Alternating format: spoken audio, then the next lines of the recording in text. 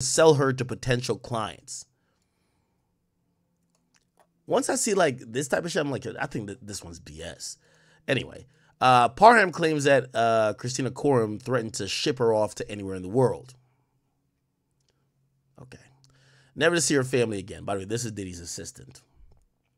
In the documents, she claims that Diddy took off her clothes, removed the knife from her face, and then got a bottle of liquid from a large fanny pack and covered her body in a liquid substance. Bro, like, come on, bro. Now we're hearing all these fucking baby oil stories. Diddy says, oh, we could sell her for sex. And then the chick is like, just grab the baby oil. Like, come on, bro. Like, criminals just don't move like this. Like, this just seems so... It seems like you've listened to all the allegations against Diddy and you have a story, or you made up a story that just details and mixes everything into one. Oh, he charged with sex trafficking? Oh, yeah, he told me that he's going to sell me for sex.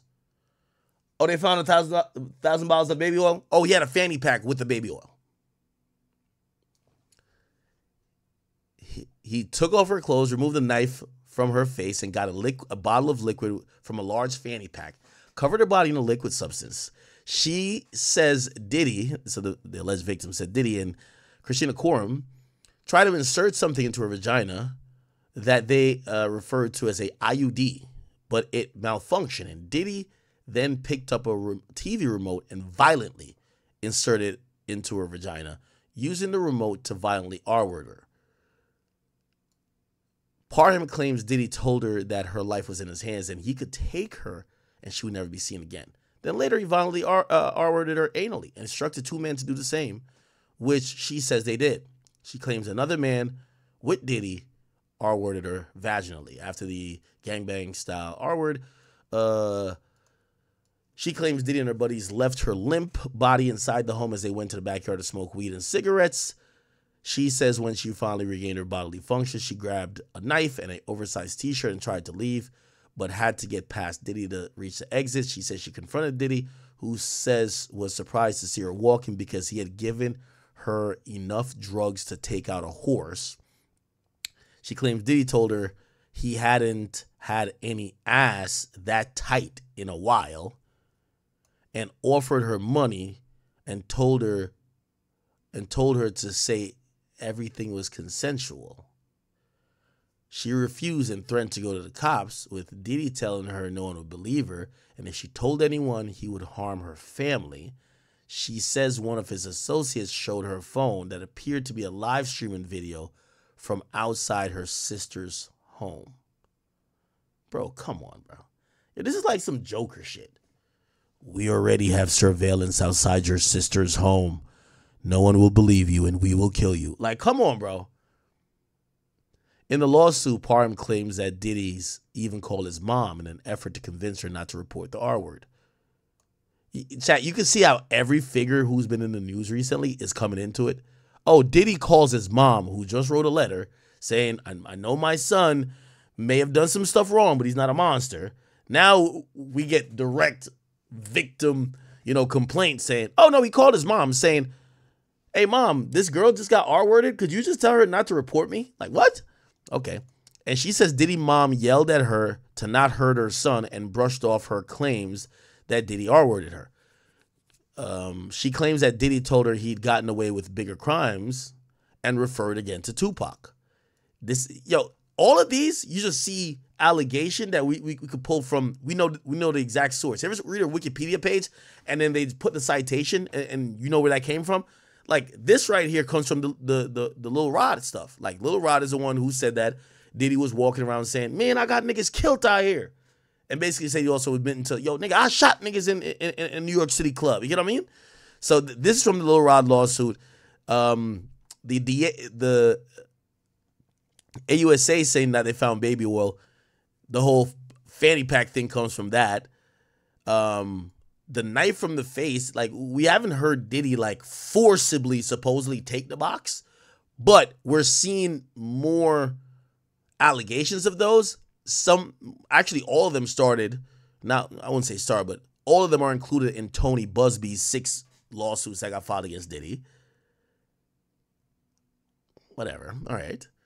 Let me see. She says she then chased Diddy with the knife. Wait, what?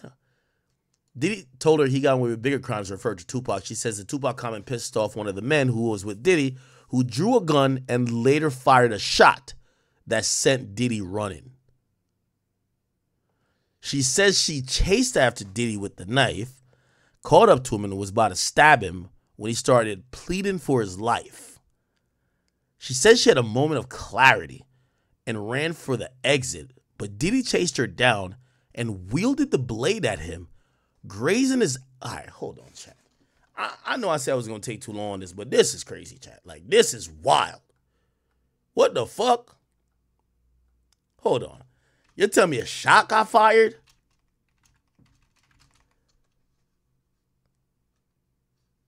Hold on 1 second, chat. I just got to see what the fuck is going on. Give me 1 second.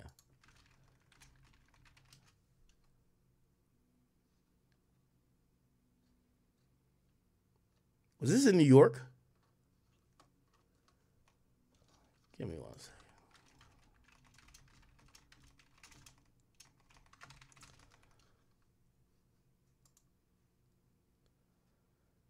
Give me 1 damn second, man.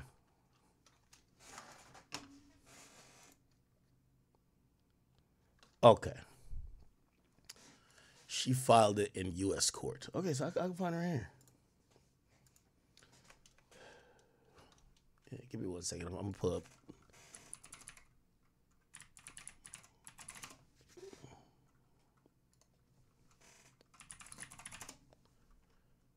Yeah, I wasn't even going to pull this up, but this just seems kind of fucking crazy. All right. Go from here.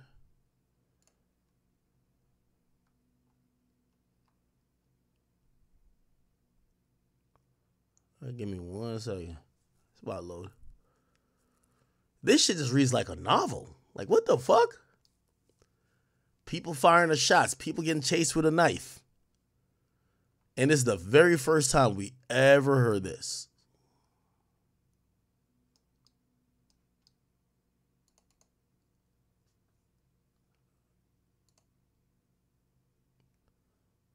What circuit is that?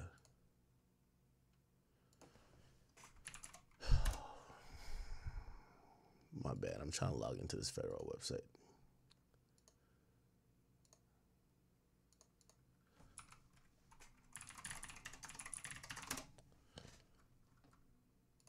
I thought this was going to be some simple shit. This shit read like a movie.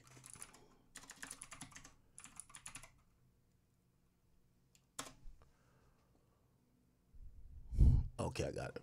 Thank you. All right. Here's a complaint. No, it's not a complaint. Where's the complaint at? Is it this? No. Oh, okay, I got it.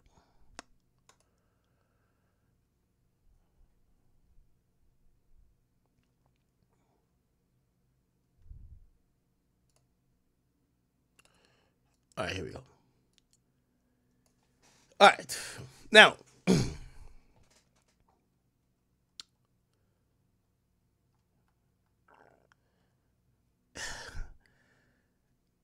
before I get into this, I also want to be very honest and open with you. I think I've been one of the biggest platforms that's covered this whole Diddy thing. And it's not at no cost, right? I personally believe the timing of, remember they're like, oh, I got a case.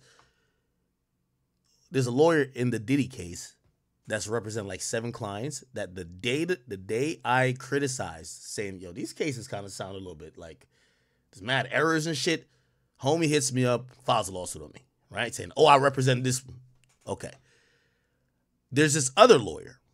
And I have no contact with her, so I don't want to put myself in the same position again. So it puts me in a pickle, right? Should I do my job, or should I just ignore this? Because, like, we all know these are grabs, right? And I actually want to invite this lady on. I don't know if she hates me or whatever, but there's a woman named Ariel Mitchell. We're gonna get into her in a little bit. She got dropped from her last client. Her last client called her a clout chaser. She's a lawyer. Her client is calling her a clout chaser. That's kind of crazy. I would like to invite her on here. She's done Piers Morgan. She's done several outlets. And I'd rather have a civil conversation about some of these claims and even her position and represent some of these people. And because following these lawsuits, you're supposed to have to do some due diligence, right? Like, you got to confirm when a client comes to tell you, hey, listen, this person, because I could go to you and say, yo, Joe Biden fucked me in the ass, right? And you're like, okay. And I'm like, yo, file the lawsuit. You file a lawsuit, but it's frivolous. I never met Joe Biden, right? It's a responsibility of someone that is a accredited member of the Bar Association to do their due diligence to make sure that what a client's telling you ain't just cap. Now, here's the thing. When it comes to Diddy got a lot of money. So are people, like, are you incentivized to really, like, weed out and do your homework on what people are saying about that person? You know what I'm saying? Here's the thing, too.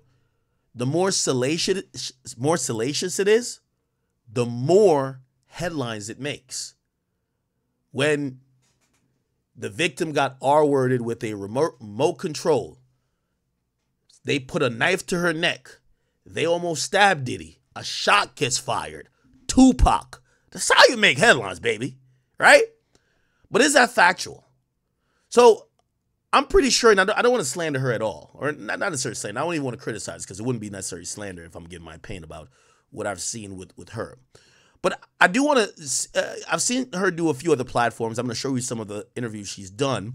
I do want to speak to this woman. Her name is Ariel Mitchell. I would love to have her on Twitch or some type of, Zoom, and we could speak on stream.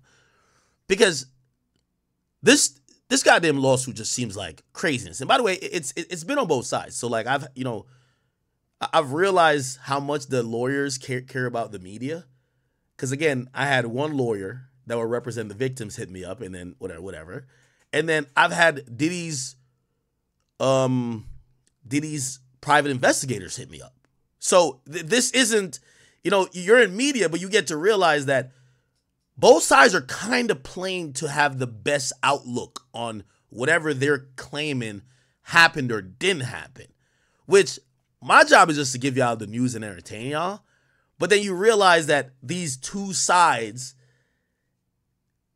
want to control you, which is very important, right? Because if you're the conduit and you're the media, they want you to, like, I'm pretty sure Diddy's, private investigators want me to get on him and be like, yo, all these hoes is lying. And I'm pretty sure the attorney for these alleged victims want me to get on here and be like, no, Diddy's a monster. Whatever we see is all fucking true, right? And that's the nuanced part of me saying, I think my credibility with y'all is that, have I been biased for maybe one thing or another? Some of y'all think I was biased in the Drake and Kendrick thing. Cool. Y'all know I like Drake music more than Kendrick. But I think most of all, y'all kind of look at me as, yo, he's a logical guy, smart guy.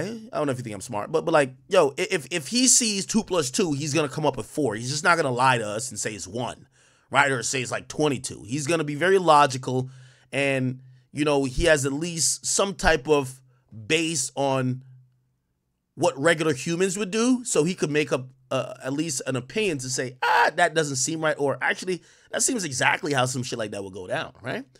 So I have to say that because when I pull this up, and I'm gonna tell you where we're gonna get to, and I'm telling you, I'm predicting the future. Part of what Diddy is going to do, and this is what Diddy's team of attorneys, right now, UMG team of attorneys are doing this. There's 3 people they're gonna wage war on, and it's the 3 attorneys that are just like, some people would say ambulance chasing, because they have multiple clients suing one guy.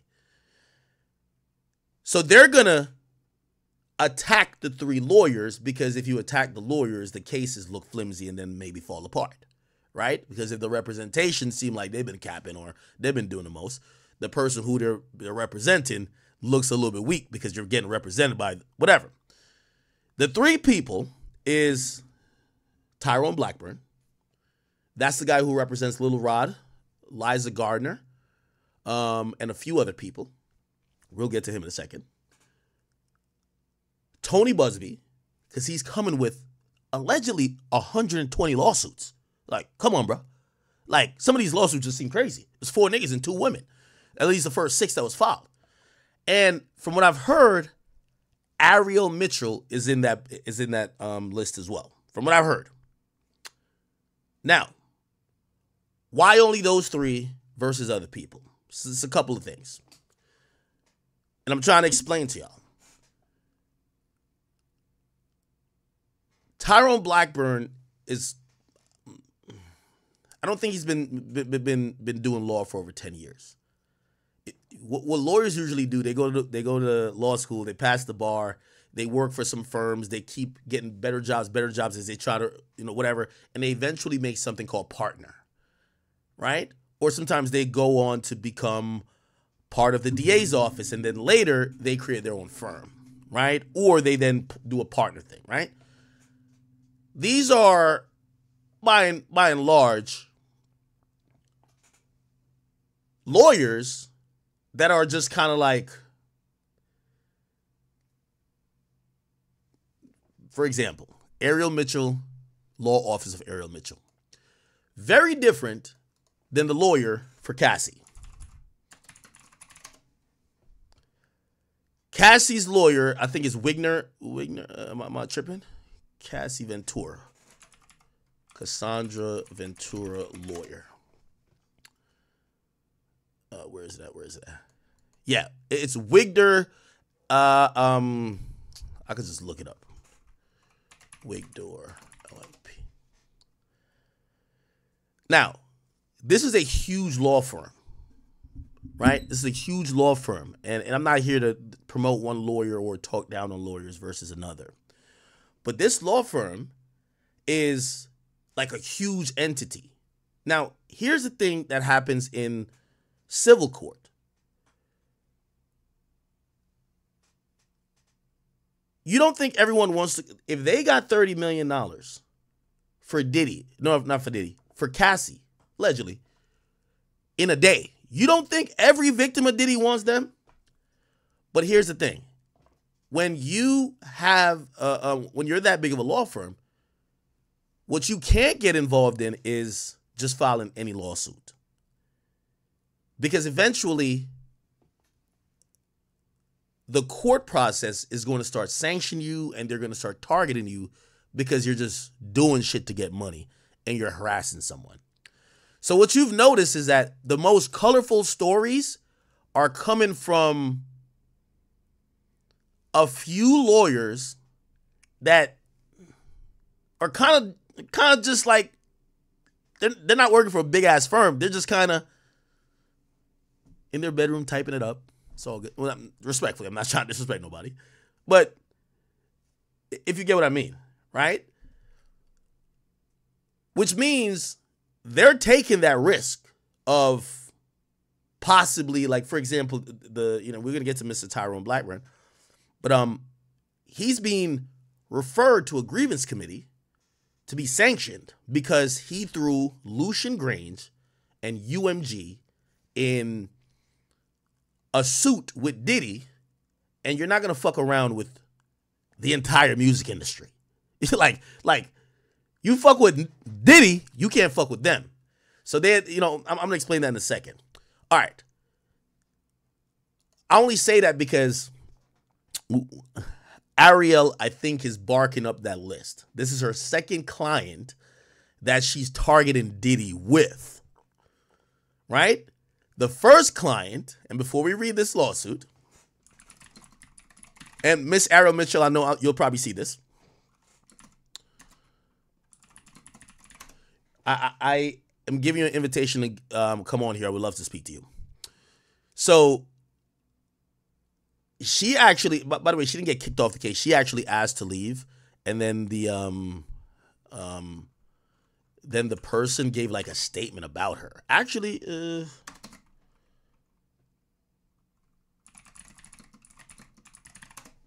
Let me see. Okay. Yeah. So the show. Oh shit. Fuck. Give me 1 second. Stay with me on this, chat. Like this is a little bit, you know. Y'all know we ghetto lawyers over here. You know, we can't file lawsuits, but I think we have a good reading comprehension and we know how to kind of break stuff down. Okay, we're literate.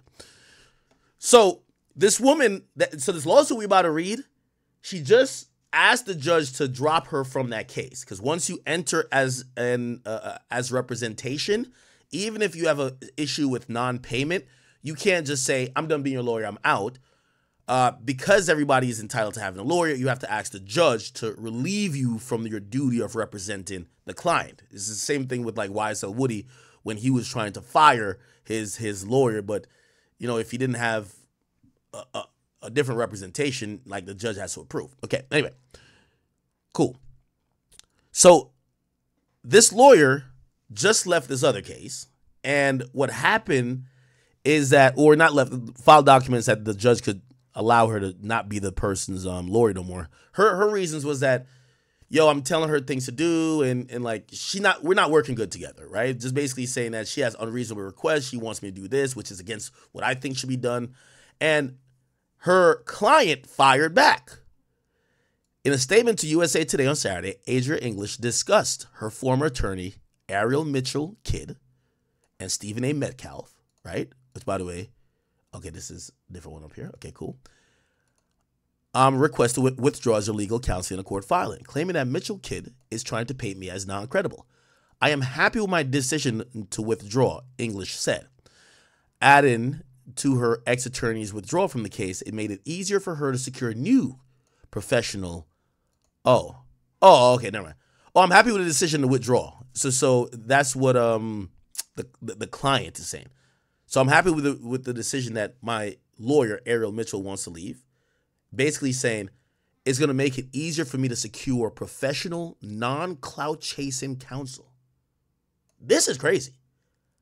You have the victims calling the lawyers clout chaser? This is crazy. She added that she has until blah, blah, blah. Da, da, da. Okay. So essentially, the last client said that this lawyer was clout chasing. Ironic and interesting. Cool. Now, this is a lawsuit that we just like read summarized through TMZ, but we have the full thing here. Okay, let's get to some of the.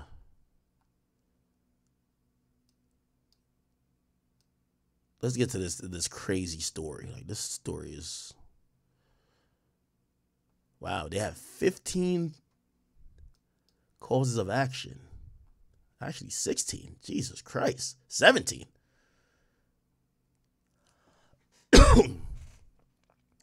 All right.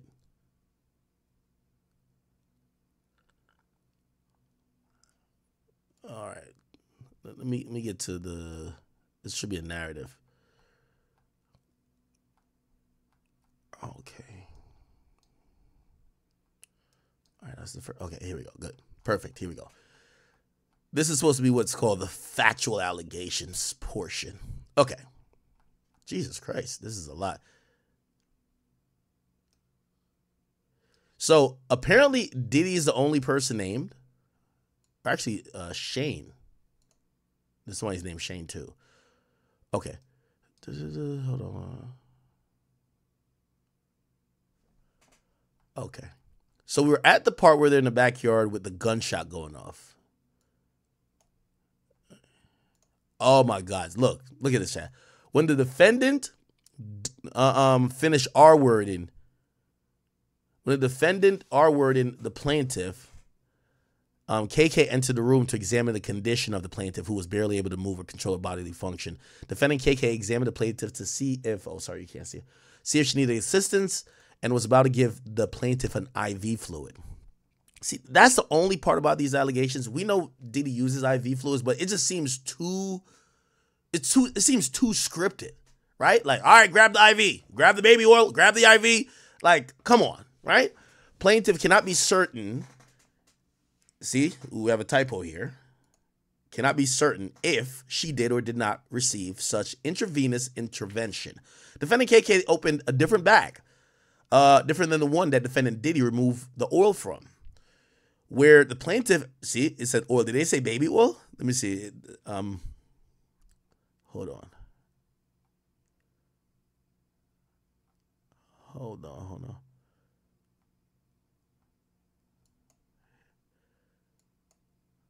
Okay.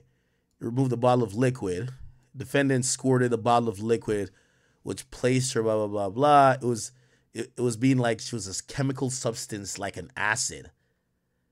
She realized that it was a oil, a lubricant, and this was squirted all over her naked body. Then they tried to insert what was a syringe that looked like it was from a sterile package into her vagina. Diddy, upset by this, took the syringe and tried to put it,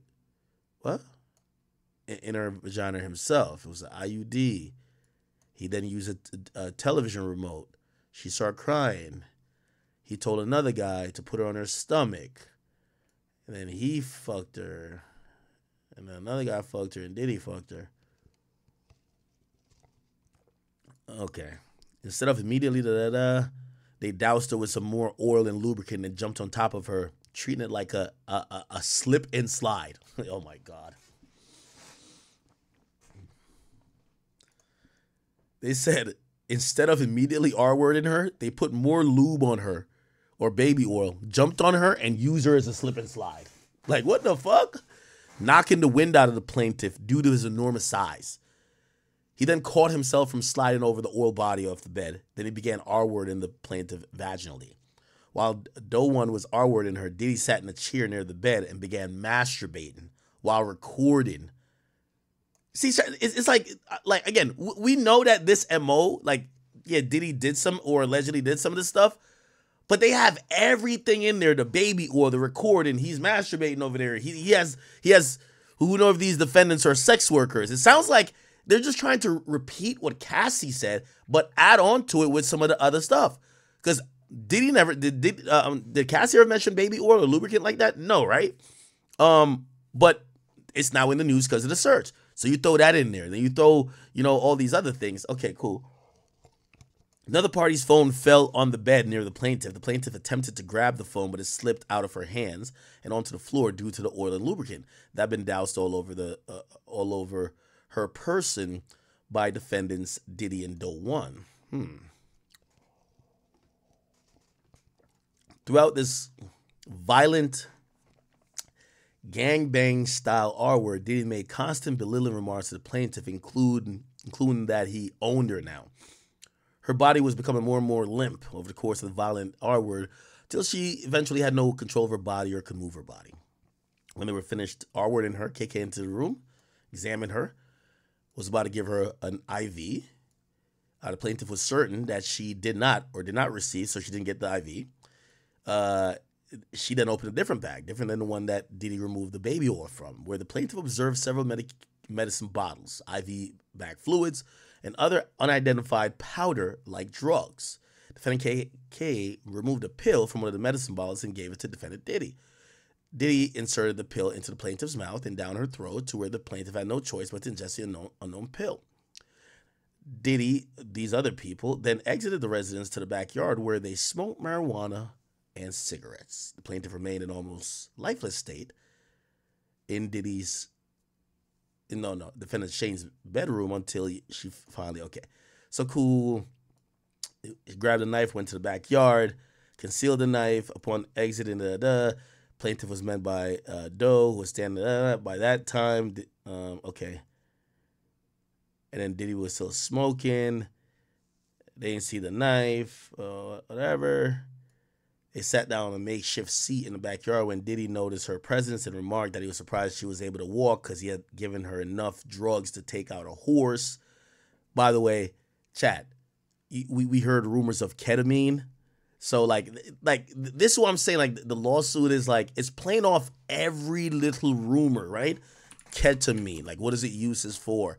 I think it's used for horses. Like, it's like a horse tranquilizer, right? Horse, right? Like, is ketamine a horse tranquilizer? Right? Yeah, like, apparently people have said it's used for horses. And of course, Diddy says, hey, I gave you enough to take out a horse, essentially hinting that he gave her ketamine, right? He asked Diddy what he had given her, and he laughed and did not provide a response. He made more further comments to her in a jovial, friendly manner, asking why they ain't partied together because it was so much fun. See, this is from like the Fab interview, right? Yo, why we ain't party together, huh? Like, bro, this is reading like every rumor we've ever seen, and that I don't know how it makes y'all think, but it's like every line I'm like, oh, that's from the Fab interview with Drink Champs. Yo, bro, why we ain't party? Why we ain't party, Fab? Right? It's from here.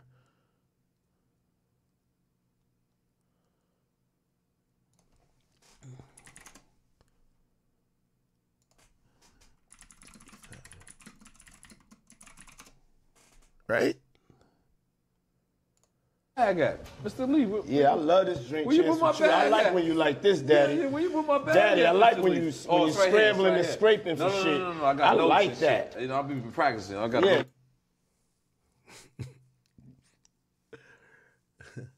Yeah. Mr. Lee. Yeah, I love this drink. Where you put my bag I like at? when you like this, Daddy. Yeah, where you put my bag Daddy, at, I like Mr. when Lee? you Oh, when it's you right here, scrambling it's and right scraping here. when you Oh, when you it's right here, scrambling it's and right here. scraping for shit. No? Okay, yeah, I'm not gonna go with that one. Make a That wish. one.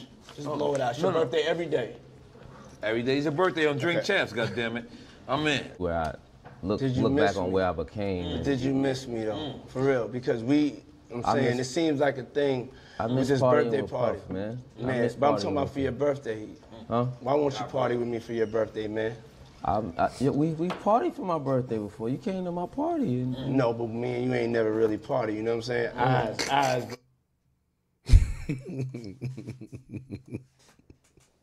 Eyes, brother. Oh, man. Eyes. I understand. You know what I'm saying? Okay. So check this out. It's me, Tyrese, personality.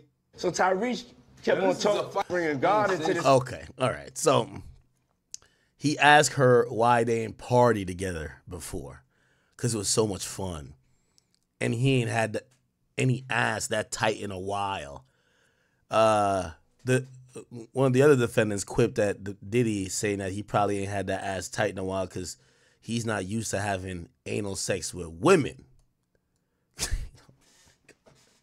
Insinuating that Diddy fucks men, and the men he's fucking are homosexual, whose asshole is a pussy. So like, those assholes ain't as tight as a woman who probably doesn't have anal sex. Oh my God. Plaintiff tells Diddy she didn't party with him and she did not enjoy partying with him, and that he R-worded her. Diddy did not like what the plaintiff said. And his response to what? Oh, he didn't like her response to his lighthearted comment and offered her money and instructed her to say that the R word was consensual and that the plaintiff was a sex worker. Huh? She became enraged and yelled at him that the R word was not consensual. She was not a sex worker, and she refused to take any money from him and would tell the police that he had R-worded her. Diddy then told the plaintiff no one would believe that she had been R-worded by him, and if she'd tell anyone as such, they would harm her family. Another defendant then showed the plaintiff his phone. Yo, check this out. And it showed the outside of the plaintiff's estranged sister's residence. And he could see her sister sitting on the couch and her sister's spouse on the balcony. It looked as if someone outside the residence was streaming this video to his phone. That's some movie shit, bro. Plaintiff was then rattled by what they saw, but still was angry about the gang R word, and was not complying with Diddy's request to take money being offered to say the R word was consensual. Defendant Diddy then called his mother in an effort to further convince plaintiff not to report assault. Defendant Diddy's mom yelled at the plaintiff to not hurt her. Okay, we got that already. Diddy then made further threats that he had gotten off bigger crimes, then referred to Tupac, further antagonizing the plaintiff. Another defendant turned to Diddy and pulled his gun and said to repeat what he said about Pac. As the two men were exchanging words, plaintiff went behind the defendant where he seemingly began protecting the plaintiff. What? Oh. Then the defendant then advanced to Diddy, questioning him over the comments about Pac. During this commotion, a neighbor directly across the street came outside, peered into the backyard, asked what all the commotion was about. Defendant Doe 1 then pointed a gun at the neighbor and instructed him to mind his business and return to his residence. There got to be some type of police report from this, right? What? You're pointing guns at people, all type of shit, what? And allegedly a gunshot goes off later. Defendant Doe 1 then turned the gun back on Diddy, not far behind Defendant Doe 1, tried to grab Diddy's hand that the gun, the plaintiff, not far. So the plaintiff tried to grab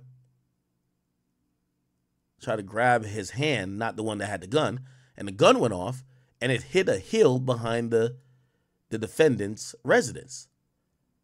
The defendant, Diddy, ran back up the stairs near the hill towards where KK, Shane, and Jane Doe were, and the plaintiff charged towards Diddy, moving a concealed knife from her left hand to her right in pursuit of Diddy. Plaintiff pushed Diddy from behind while he was on the stone stairs outside, caused him to fall with his back to the plaintiff. Plaintiff raised the knife, and in a rage from the events that just transpired with intent of driving the knife in Diddy's back, when he turned around, no, please don't do it, don't please. Diddy started begging for his life. No, this is like a movie. Plaintiff shocked to see how you know this is a movie, because only in the movie, yo chat, this only happens in movies. You know when you finally catch the person, like only the bad guys give the good guys a whole 20-minute speech before they pull the trigger. Like they finally got him. I just want to let you know why I'm going to kill you. Remember one, blah, blah, blah, blah, blah, and blah, blah, blah, blah. And they talk to you for like 5 minutes, and then all of a sudden, the person just like, do some shit and kill them. I'm like, damn, that's kind of fucked up. I'm like, he gave you a 5-minute speech, 5 minutes to think how to get out of this fucking situation, and you just, and killed them, right? Chat, that only happens in movies, gang. Like, nobody's like, she says, you just got R-worded, you got the knife there, and all of a sudden you're like, listen to him. Oh, no. Okay, whatever. Shocked to see Diddy acting like a victim, had a moment of clarity and turned and ran down the steps into the backyard to escape. Diddy then chased the plaintiff down the stairs, attempted to push her, but she was already at the bottom of the stairs and gained her footing and wielded the knife at Diddy, grazing his abdomen. So supposedly she's saying she cut Diddy. Hearing the commotion, KK and Jane Doe emerged, and KK then began to administer first aid to Diddy for the injuries caused by the plaintiff. Plaintiff then tried to make a quick dash for the exit, but was thwarted by Doe 1. After a period of time, plaintiff was able to abscond from defendant Doe 1 due to first aid commotion with Diddy, and was able to run down the street. Once they made it to the street, she began yelling loudly for someone to call the police. Doe 1, who had called up with the plaintiff, advised the plaintiff he was an undercover cop. Oh my God, even better story. To this day, the plaintiff is unsure if the truth or the falsity of that statement. The same neighbor then again emerged from his residence asking what was transpiring. Just as the plaintiff was attempting to answer, gunshots being fired in the plaintiff's direction. Plaintiff fled to a car where the neighbor was also taking cover, lost sight of Doe 1. Plaintiff heard an SUV screeching, speeding, leaving the residence. Plaintiff then entered the home of the neighbor, who informed her he had already called the police. Plaintiff informed the neighbor that it was Sean Combs who R-worded and shot at them, but the neighbor who was unaware who Diddy was. Okay, cool. So they called the cops. All right, that's good. Shortly after, sheriff from the Contra Costa. What's that? All right, I won't even Google it. Contra Costa Sheriff Department arrived at the neighbor's home. Plaintiff told the sheriff that she had been violently gang R-worded by Diddy and others, and she didn't have her clothes, purse, phone, car keys, and cell phone. The sheriff told the plaintiff and the neighbor that they received several noise complaints prior to the neighbor's call and instructed the plaintiff to find a way to get home. What? There was gunshots fired. You don't have nothing, like, I guess she's like barely clothed, and you tell the cops that you got R-worded, and the cop says, "Oh, I'll find a way to get home." What?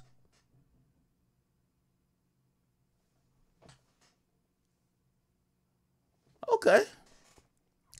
The sheriff did not offer to take the plaintiff home, nor did he call emergency service. Nor did he offer to take the plaintiff to a hospital or offer to help the plaintiff to recover her clothes or effects from the defendant's changed residence. Okay, he got to have taken a statement. By the way, this is so crazy. You're telling me, I don't care. By the way, this was from 2018, supposedly, right? This is 2018. So you're telling me in 2018, that was the height. 2018 is the height of the first Me Too wave in music. And you're telling me police, which even if the neighbor didn't know Diddy, police know Diddy. Police, you are unclothed, gunshots are being fired, tires screeching, all type of shit. You're at a neighbor's house. They got mad calls about some commotion going on, and you tell the cops, I got R-worded by Diddy, and they said, find a way to get home.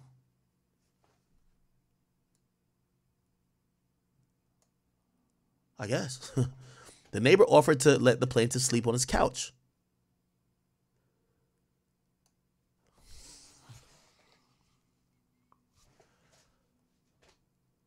The neighbor doesn't take the plaintiff immediately to the hospital himself.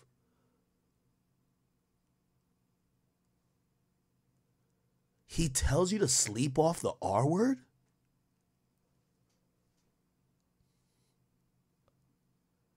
Is it only me?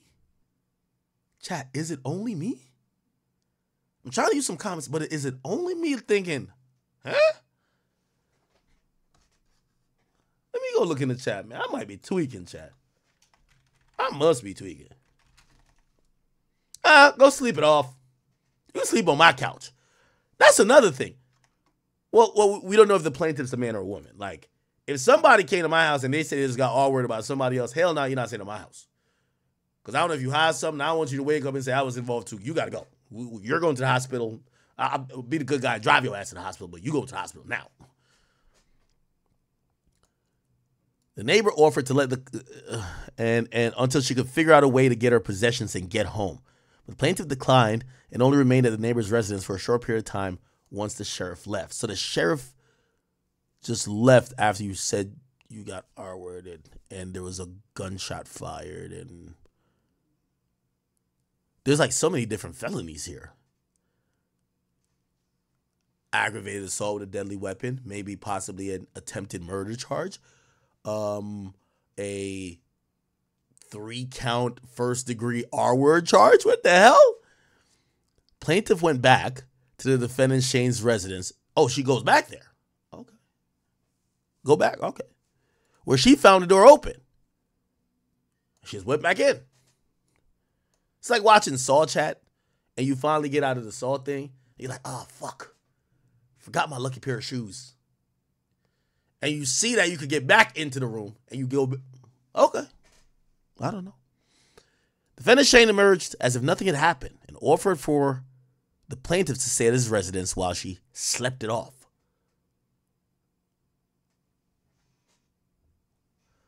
Plaintiff asked for her purse and keys, but Shane told her she couldn't leave in her condition. And plaintiff, catatonic and in the state of shock, disbelief of what happened, she wouldn't stay at the neighbor's house, who she supposedly ran for help because she was getting R-worded by the 3 men over there. But she went back to the house with the 3 men and stayed there.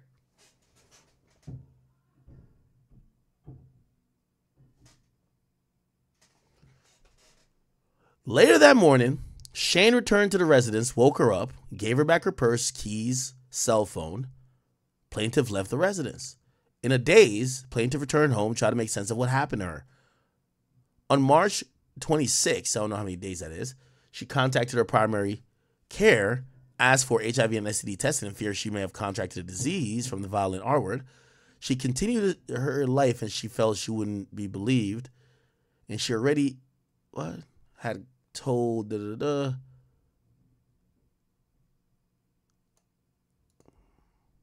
she continued her life as she felt she wouldn't have been believed, as she told the sheriff that Diddy R-worded her to no avail. Further,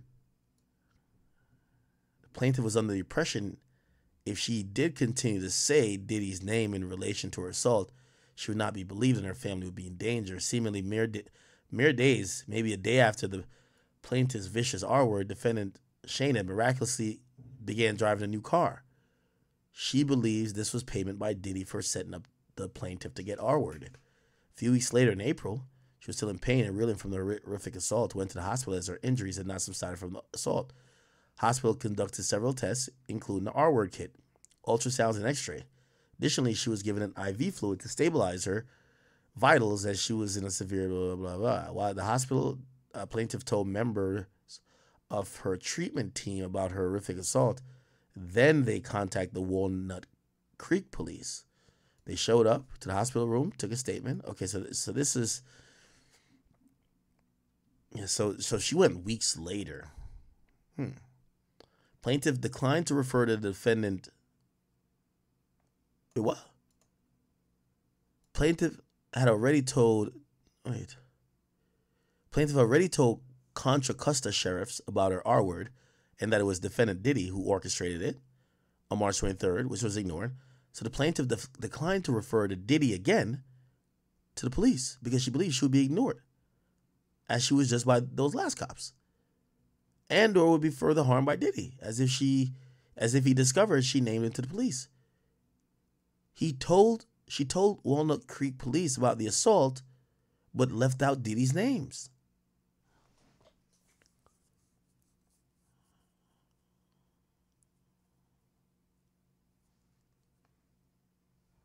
Huh? Plaintiff believed her statements made to the police while at the hospital was captured by police body cam footage. Okay, but she never mentioned Diddy. Okay. She believes that her statements made to immediately after the vicious assault where the plaintiff named Diddy directly and by name. Okay, so she's saying that hopefully body cam from that sheriff, the sheriff that came through on the March 23rd could have her naming Diddy. Okay. She filed a report to another police department on the 17th of 28, but was also too afraid to name Diddy. During this report, she provided her clothing to the police from that night, but they only retained her underwear. To that date, the underwear was never returned, and the plaintiff believed no investigation ever commenced. Plaintiff sought assistance from therapists from blah, blah, to have her therapy appointments covered by Victim Compensation Fund, which was rejected because the plaintiff was told no law enforcement agency had an open, active investigation into any of her many reports of her violent gang R-word. Subsequently thereafter, plaintiff asked for police with a copy of her report, and the plaintiff was provided a letter from the police department stated that it was unable to furnish his information as it is confidential and not subject to public release. Wait, what the fuck? She couldn't get a copy from her own police report? Okay, well that we're gonna have to find out. Maybe Diddy is that powerful to be like, yo, they filed a police report, they can't get access. Okay, that's crazy. Despite plaintiff not being public and the victim, despite plaintiff not being the public and the victim, well, I don't know what that means. In March 2024, she was re-traumatized by all the events of Diddy getting sued. They called the sheriff's department again in hopes of renewing her previous complaint, amending it to ensure Diddy's name was included. They received no response from the sheriff.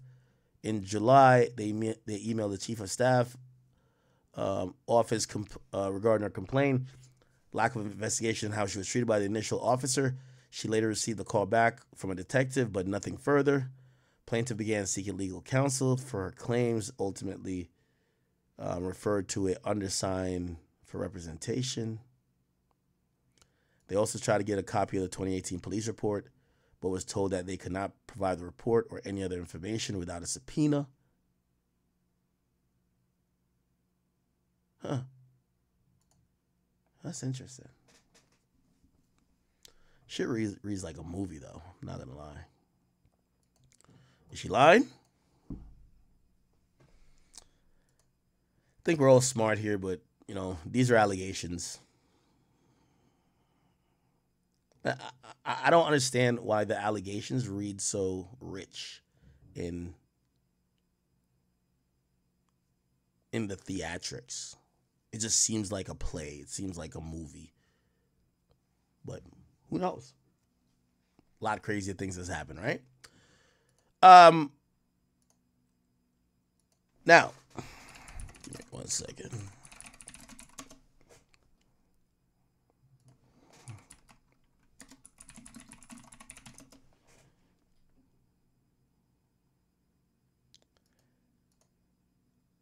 Now, give me 1 second. Now, in an update on the Little Rod case, UMG actually sanctioned or filed a motion to sanction attorney for Little Rod, Tyrone Blackburn, basically saying this guy's abusing the legal process by not doing enough research, including defendants that should not be included, and just have blatant, factually incorrect evidence in there. And it's not a oversight. It's more of a deliberate way of trying to, you know, gain attention by just throwing people's name in there, even incorrectly. So there was an oral argument. Like, the judge is about to rule on this soon, but there was an oral argument on it. It says, at a sanctions hearing this morning, Tyrone Blackburn, the New York City attorney behind a recent swath of lurid triggering warden labeled lawsuits against Sean Diddy Combs, told UMG Motown not to spike the football too soon, with superseding RICO indictments expected to drop soon. We also get some information as well. Here's the thing. It says, Blackburn repeatedly mentioned that he had turned over photos and other evidence to the U.S. Attorney Office, and that he was about to meet with New York federal prosecutors for a 10th time. Okay, so it's clear. Well, obviously, he's saying all this under the threat of perjury. So, you know, you're hoping he's telling the truth. Apparently, the feds are talking to Little Rod's attorney, trying to add Little Rod as a victim. And apparently, they've talked to this guy 10 times. They're about to meet with federal New York federal prosecutors for the 10th time, saying that his client had already drawn out his Mr. Combs' room and showed investigators where to go. Wow, that's kind of interesting. So that's some update, you know. So we definitely see that that lawyer, or actually the feds, are trying to actively get. Are trying to actively get more people on that list. Anyway, if you're wondering, I'll give me 1 second.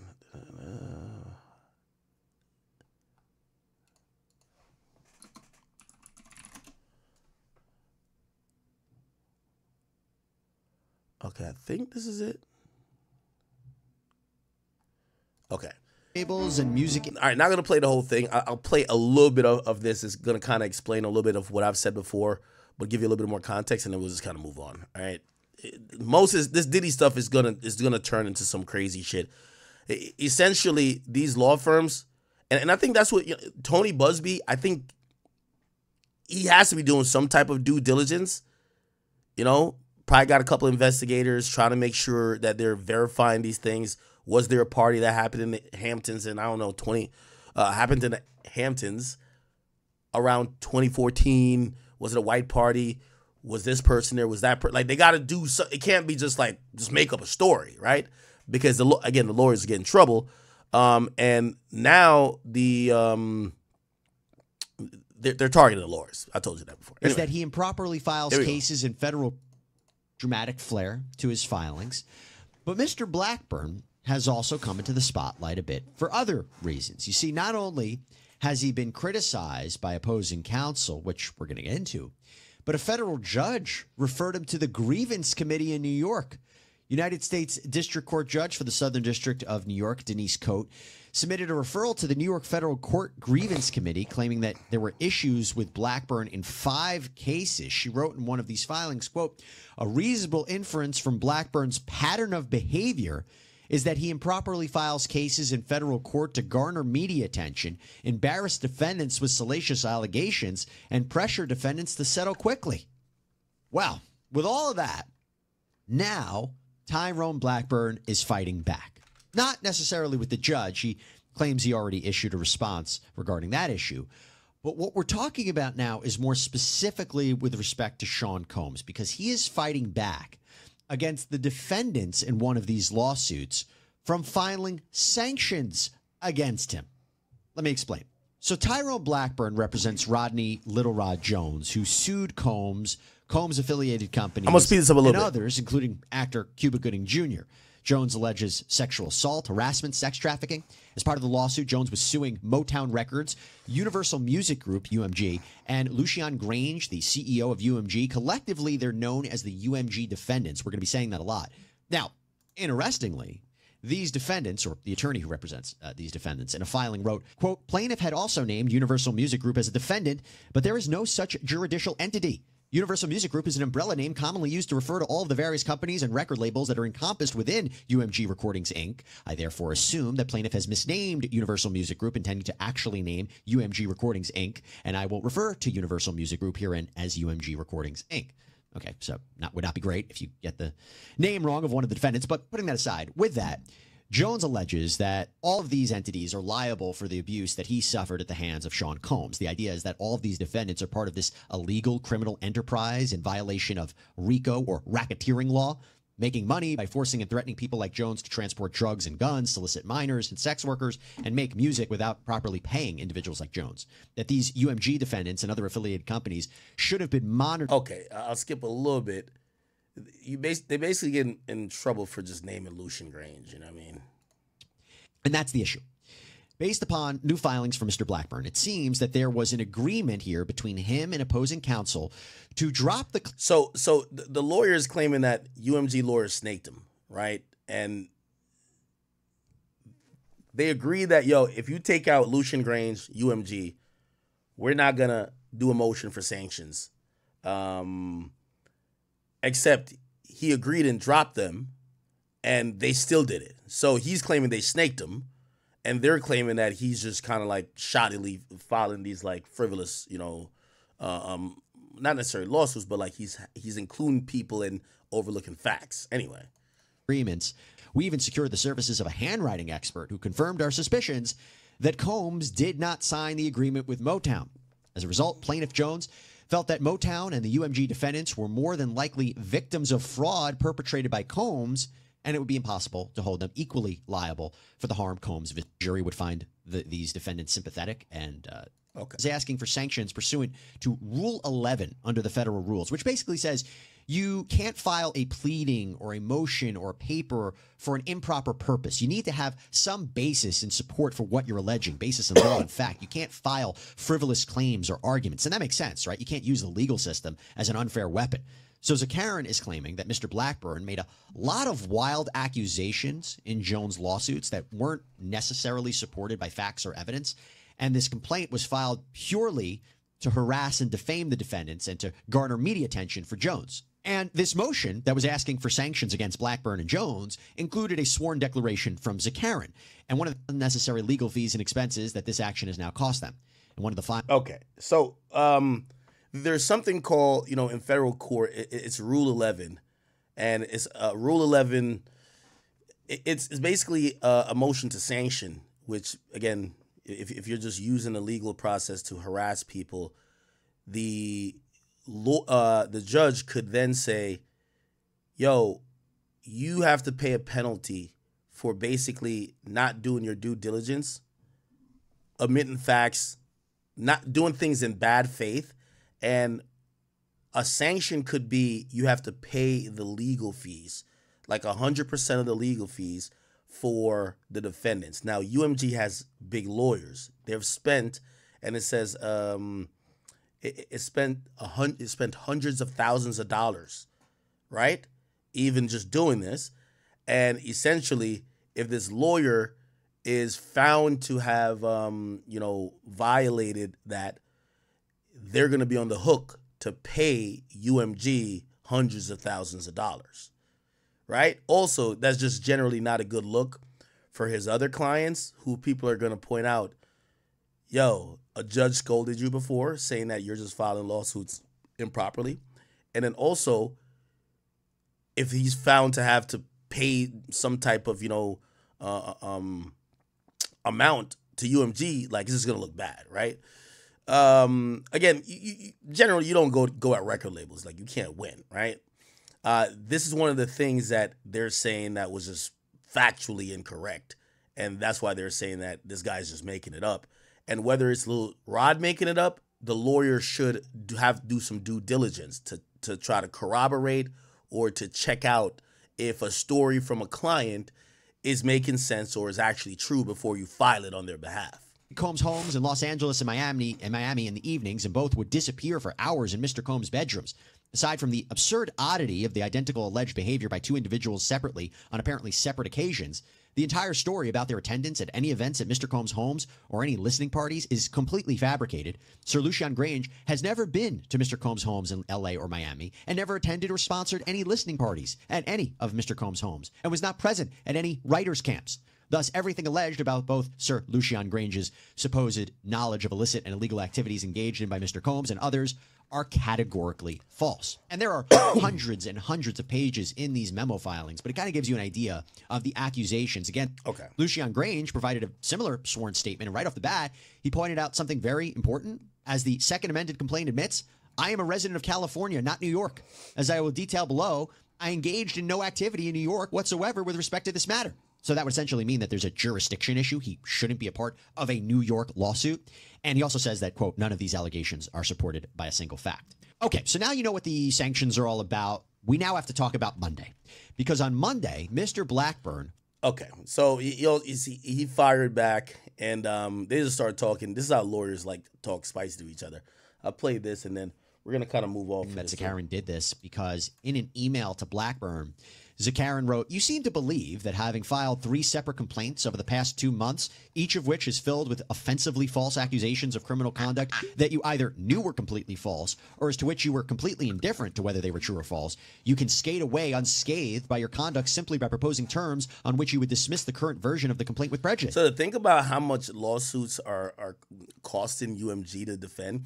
And this is why they're going hard on this lawyer, because they're like, yo, they don't have any stake to defend Diddy. Diddy doesn't have a deal currently with UMG, but they're putting in all these companies that are going to be a part of this whole thing, and they got to try to make an example out of this guy, or is going to encourage other people. Like, for example, let's say a rapper dies, you're going to try to sue UMG. Like they got to make an example out of somebody.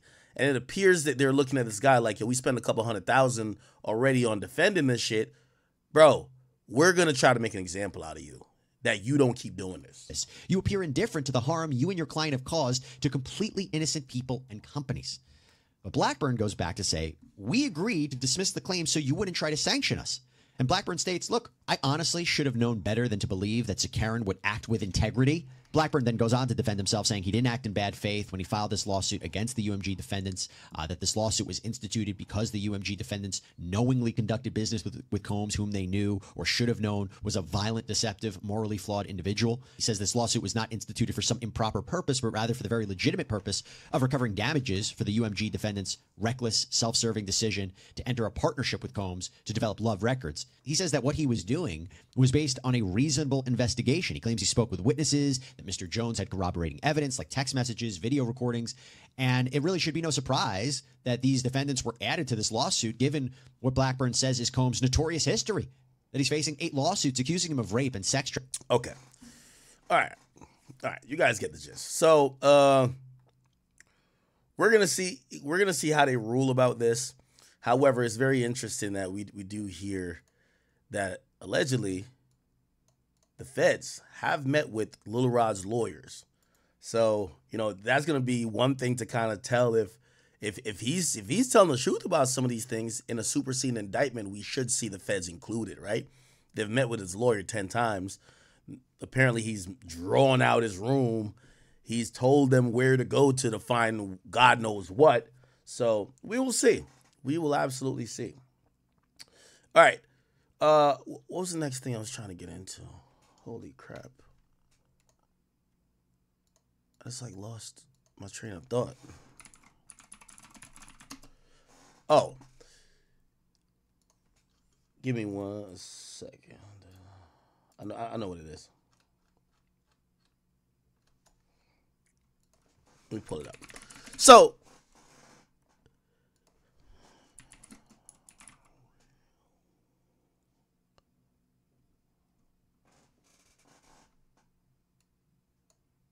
wait, what the fuck?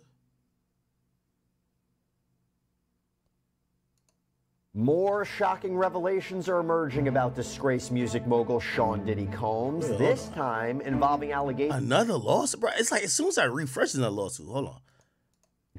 We learned the following year that he was... Apparently, they're now filing lawsuits that's including the... Remember when Diddy hit the UCLA coach with a kettlebell for not starting his son?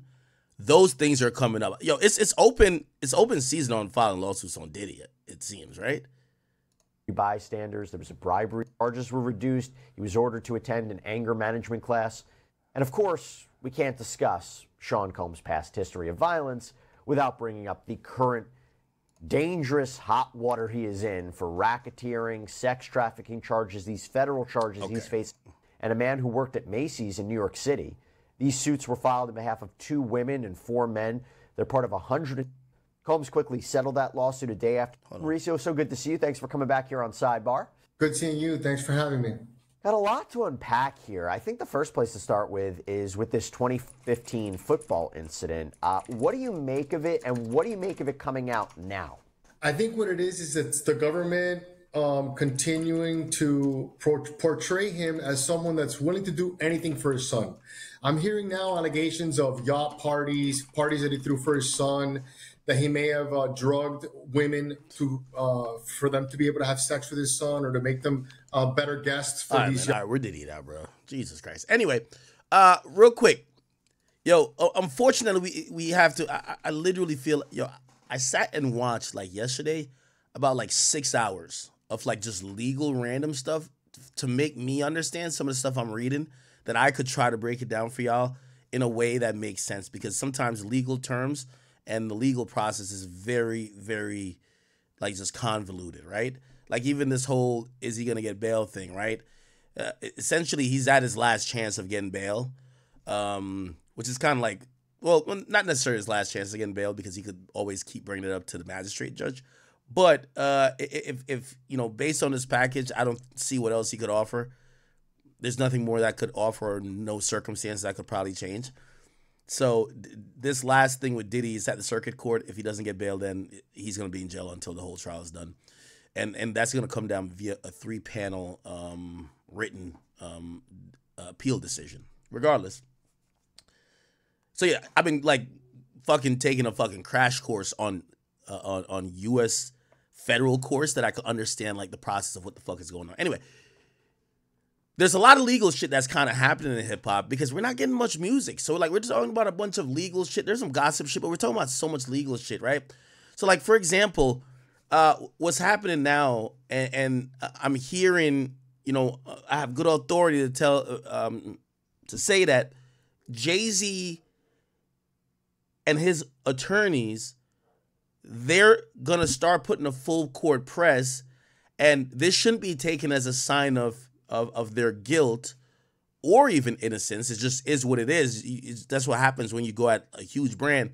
They're putting a full court press on people who are peddling rumors that Jay-Z is a pedophile, that Jay-Z have R-worded people, or that Jay-Z has conspired or done illegal things in the nature of sexuality to the point of making him seem similar to Diddy or anything of the sort. Obviously, we know what happened with Piers Morgan, but what's also come to light is that, you know, they're also utilizing their resources, and it's not always going to come through a lawsuit. I keep telling you, the thing with the lawsuit is that you're going to, like, for example, UMG has wasted hundreds of thousands of dollars to defend themselves, hasn't even gotten to court yet, hasn't even got to the discovery process of any of these things yet, right? And with all due respect, does Lil Rod have hundreds of thousands of dollars? No. So they're spending out the ass. So like really, a lot of companies, when you have a lot of money and the other person don't got a lot of money, you kind of don't want to have to get to court, but you do have remedies to kind of either scare those people to fucking shut up, or if you can't scare them, you scare the platforms they're on, right? For example, you scare Piers Morgan. And from what I've heard now, pretty much the YouTube channel that is damn near her home right now, Real Life Street Stars, apparently they have been, suspended from YouTube, and not necessarily their channel, but they can't upload for a while. And why can't they upload? Because they got a strike for platform and Jaguar right. They don't really say what the strike is about, but I could imagine, hey, put it like this. You have Jay-Z, you got Lear Cohen, who runs YouTube. Bruv, you're platforming this chick. It's only a matter of time before she says Lear Cohen's name. Lear Cohen left 300 Entertainment. Remember, he was running around behind Diddy, he was running around behind Young Thug, almost like his daddy, like Lear Cohen, Young Thug, but he left 300 Entertainment and he went to YouTube. He runs YouTube Music. And,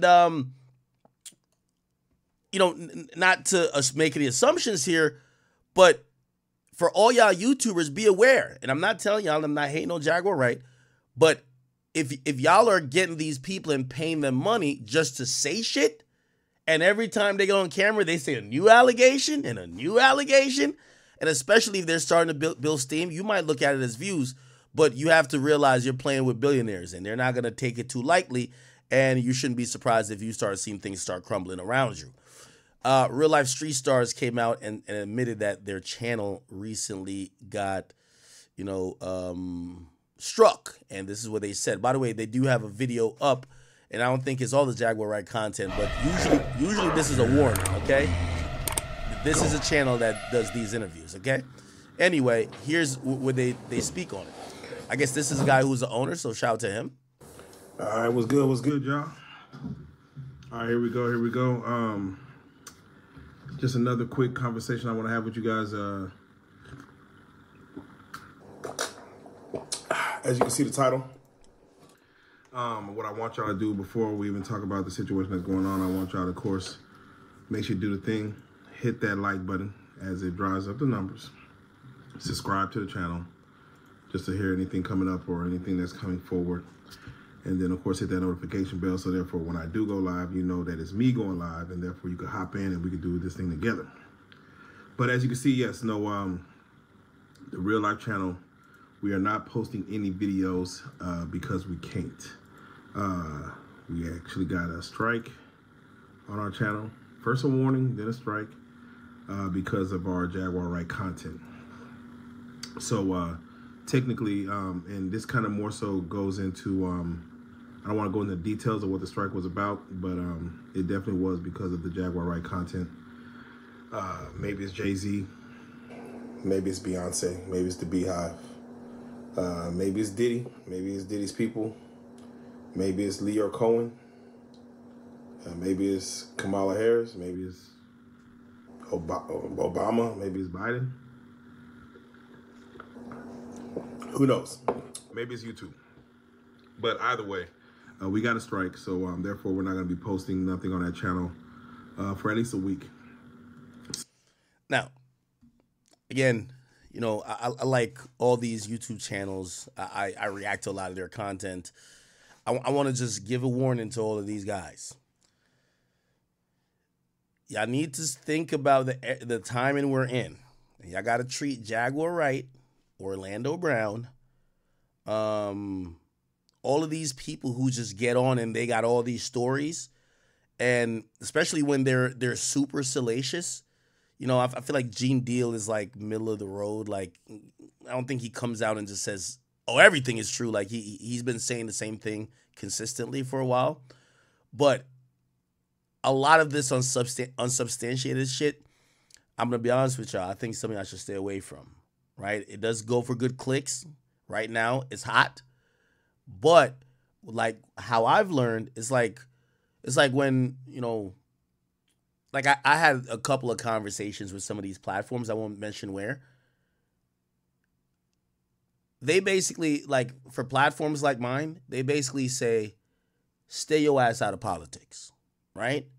When it comes to political season, which is usually 6 months from the date of especially a presidential election, they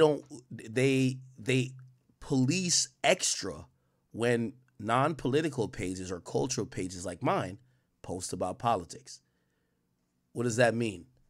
Well, they'll strike your page, censor you, shadow. Like my Instagram page is shadow. I post hip hop 365. We got shadow banned again for politics. They're not playing about politics right now. It's political season. I'm using that as an example to say to these guys who probably are seeing a huge profit margin when it comes to a Jaguar, right? Who's just gonna, like, you know, she has a different. She's building on these, who knows, his conspiracy theories or facts, but she has something else to say every single time. You're going to get yourself fucked up. These platforms is going to keep striking y'all. I think it's just started. I think the lawyers of, if this is my opinion, the lawyers of Jay-Z, they're not going to sue y'all. Y'all don't have money like that, with all due respect, right? If they don't think that you're making millions, they're not going to sue y'all, right? They're going to target the platforms which you work with.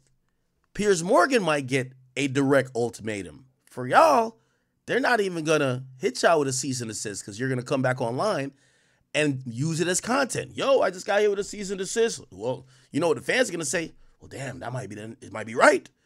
So you know what they do? They go through their back channels and they hit the YouTube system. Now you have a partner manager on YouTube watching your channel. You never want that because now you're not really knowing, so you keep producing that same content and they just keep striking you till they get you out of here. So, shout to real life street stars, I believe. I hope they realize, hey, not telling y'all not to do content with Jaguar, right? But you're on the radar. All pun intended. You get what I'm saying?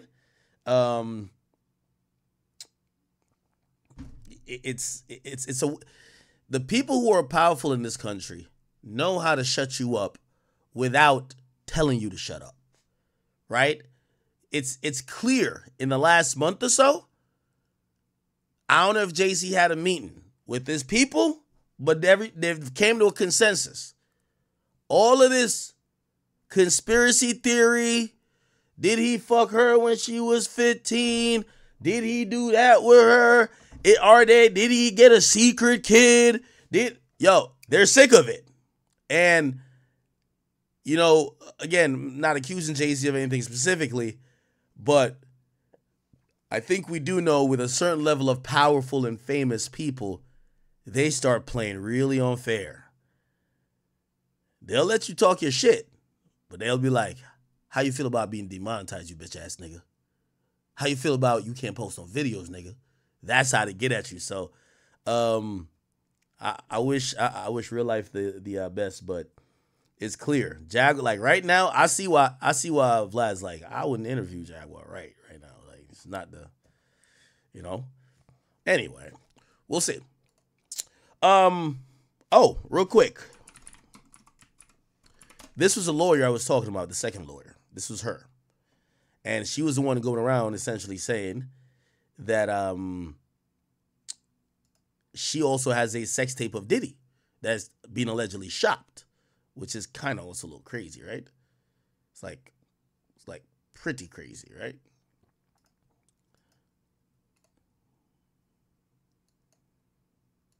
Contacted regarding the sale of one of the Diddy freak-off tapes, and that it features a very high-profile celebrity. What can you tell us about that? So actually, I recently was contacted by one of my business partners who's also an attorney who said to me, well, why are we not writing the demand letter to try to do the catch and kill? And I said, well, if you want to do it, then I'll connect you and you can essentially do it.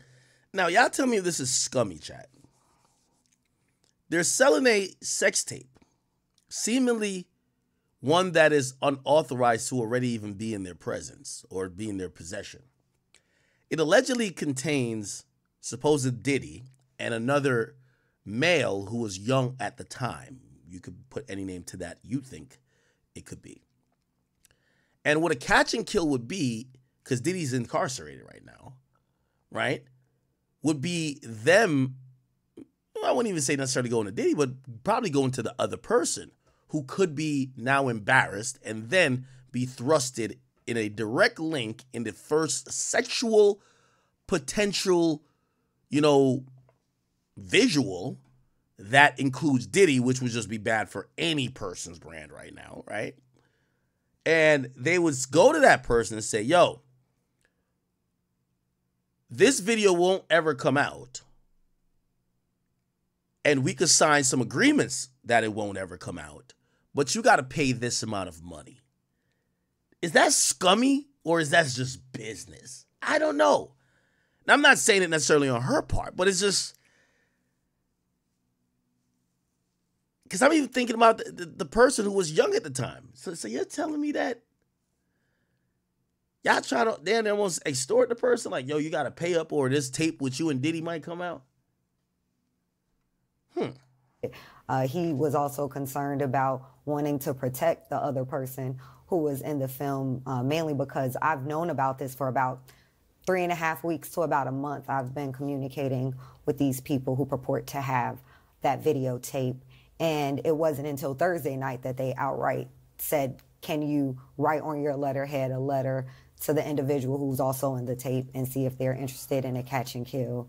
And is that something we'll give you X amount of percentage of it? And at the time I was like, I don't think I want to be involved in this, but I hadn't had time to process. But the other attorney I'm speaking of, he's pretty much been in the know the entire time since I first got contacted by these individuals with the tape. And we're pursuing now a meeting with the three of us for us to broker, I guess, a situation where we'll have certain guarantees that once we make the representations to the person in the tape, that we have some level of assurances that this is a valid tape. And just to be clear, two thoughts about this. One, is it a household name that we're talking about here? And secondly, are they engaged in any criminality from what you understand? Household name, very much so. More of a household name than Mr. Combs. Wow, and really? Criminality, they are engaged in pornography. They're not doing anything illegal per se. I can't say that well, I'll say this. My concern was that I could not verify the age of the individual. Okay, anyway. Last thing on this, and then we will not go back. Essentially represent them in the sale of one of the Diddy tapes. So, which I declined that because... Wait a minute. Say that again. Say that again. Back up. You're saying that there's tapes and they're being shopped? Yes, there have been people already shopping. We've heard about the tapes, but yes. The shopping thing is... Yes, there already have been tapes leaking around Hollywood, being shopped around to individuals in Hollywood. But one particular person contacted me to shop a particular video they were in possession of and to contact the person who was in the video to see if they were interested in purchasing the video before it became a public knowledge. I've heard this before, so like a catch and kill. Catch and kill, correct. Wow. Can you, and I guess you can't reveal the person who is on No, this I can't tape. Explain who the person was, but Mr. High profile? Mr. Combs was in the tape, and this other person is, I would venture to say, more high profile than Mr. Combs. Really? Really? And you've seen it? Or I've seen stills of the video. Okay. So you can verify that it exists, that it's real, that the other person in the video is very visible. It's no question if it's that person in the video. And I can tell the video is pornographic in nature. Oh, my. All right. So we know that he... Okay. I feel like we're just covering lawsuits, y'all. The former assistant of Kanye actually came out. Remember we did the whole thing about her claims on Kanye? And I'm going to just do y'all a favor, chat. I'm going to make sure y'all can see the whole thing on this one. Kanye's former assistant, who, if you guys don't know, was getting paid $1 million a year, but got upset after she was terminated without her promised raise of $4 million a year. And I mean, I don't know. They say don't judge the book by its cover, but she looked like a hard worker. It's probably hard booking them flights. Probably hard doing a lot of things. She probably has a unique skill set. She probably does need $4 million for the skill sets and attributes she probably brought to Kanye. First of all, chat, do y'all think she deserves $1 million a year? Apparently she had gotten $1 million a year because Kanye wanted to stop her OnlyFans. You know, sometimes you might have to assist on the side and have OnlyFans on the other side. So that's when she got the $1 million a year. And then apparently she was, offered the position to be chief of staff of Yeezy LLC. And that was going to pay her $4 million a year before Kanye never came through with the promise. And there was a verbal agreement, so it's like a contract. So she wants to get paid. But after she put in the wrongful termination and unpaid wages lawsuit, she came back around a few months later and she said, well, not only did he do that, Kanye R-worded me. He forced himself onto me, which now ups the stakes. She's responding to fans reacting to her new amended complaint where she's alleging that all these things is happening. Listen to this. Okay, so typically I ignore stuff like this. But the hate I've been receiving lately has been overwhelming. And I understand that not everyone believes me or, not everyone likes me, and that's okay. Like, everyone is entitled to their opinion. However, I can't. I want to know, like, what's going through some of your heads when you type things like, go kill yourself, or I hope your car crashes and sets on fire and you can't get your seatbelt off and you die a slow, painful death. Like, what's going through your mind when you're typing those things to me? I've never had a desire to write anything like that to anyone.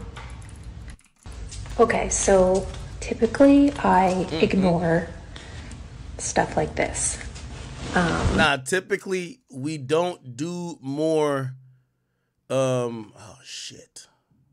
more digging after we see some shit like this, but I feel like it was, damn, she's private. Hold on.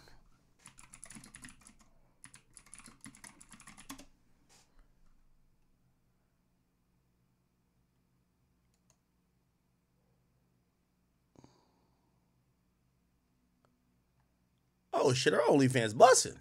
Okay, never mind. All right, I see her out here. Yo, she gets on, jiggles them joints. Yo, why y'all telling me to go kill myself? Yo. Nah, she burnt out for that one. Yeah, I think she capping too. I ain't even gonna hold you. I think she motherfucking capping as well. All right. All good. Let's see what else is going on in hip-hop, brothers. Gucci dropped a bunch of people. Lil Papa was talking about some bullshit.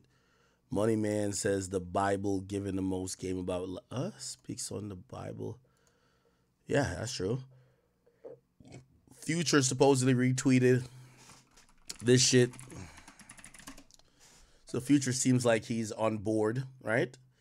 So Future has reposted the tweet from Young Thug saying, Drake, Future, and Metro, we're all brothers. Music ain't the same without us collabing. Well, music hasn't been the same since you've been behind bars.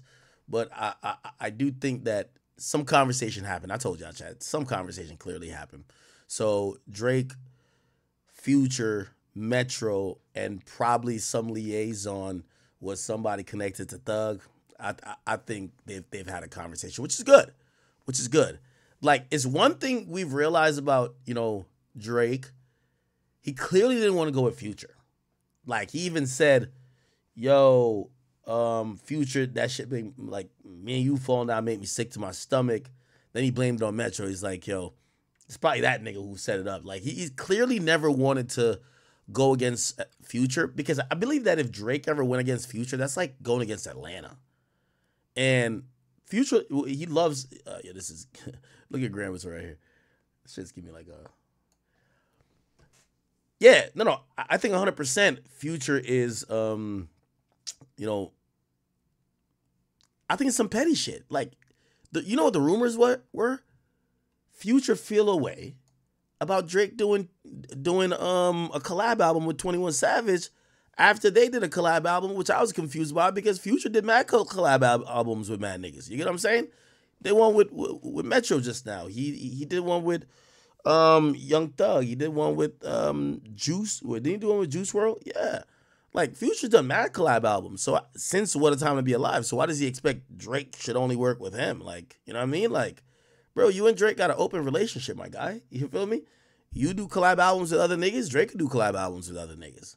But it probably is a little deeper, right? Maybe Drake told him, yo, we're gonna do it this year, and then Drake pops out with like the same type of formula, right?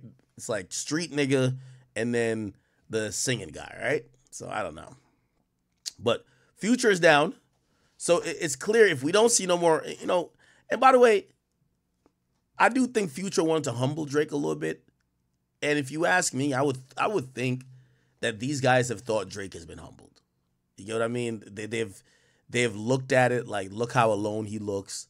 All that, I'm the best, I don't need nobody. Niggas need me.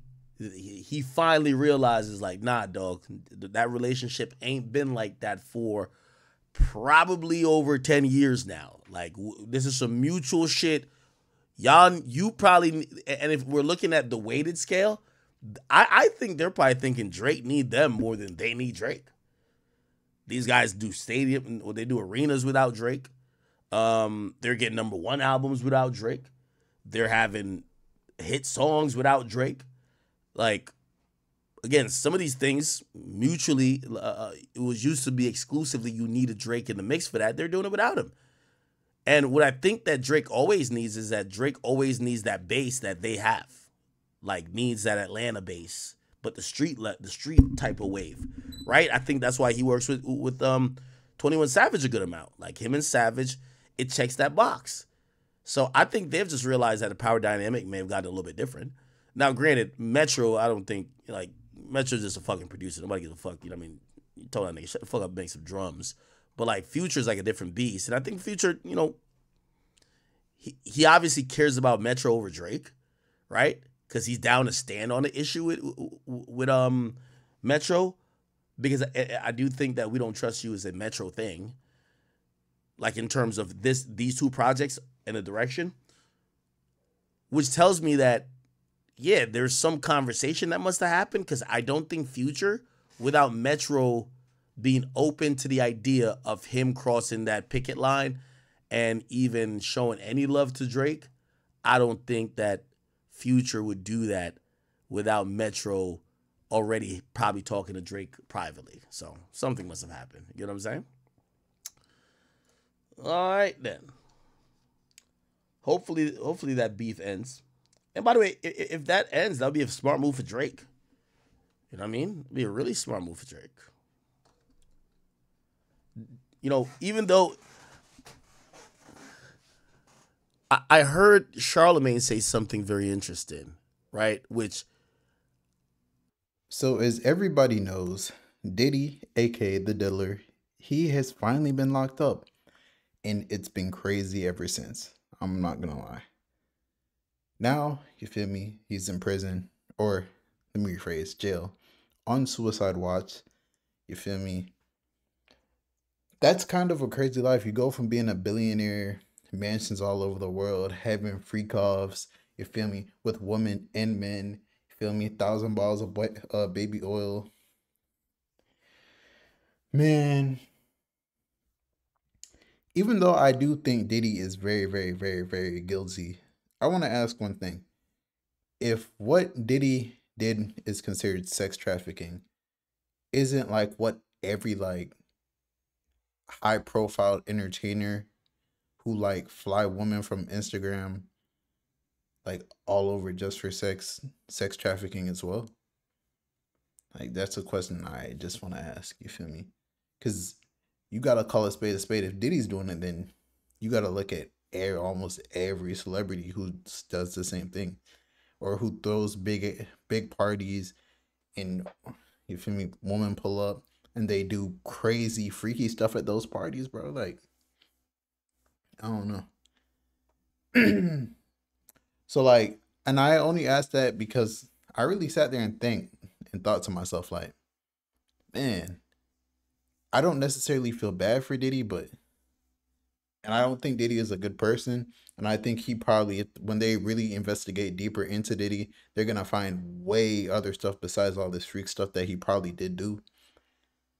Man, this freaky stuff and all the allegations and stuff, like how you see all the executives and stuff stepping down. Diddy is coming, bro. No Diddy, but Diddy is coming. No Diddy.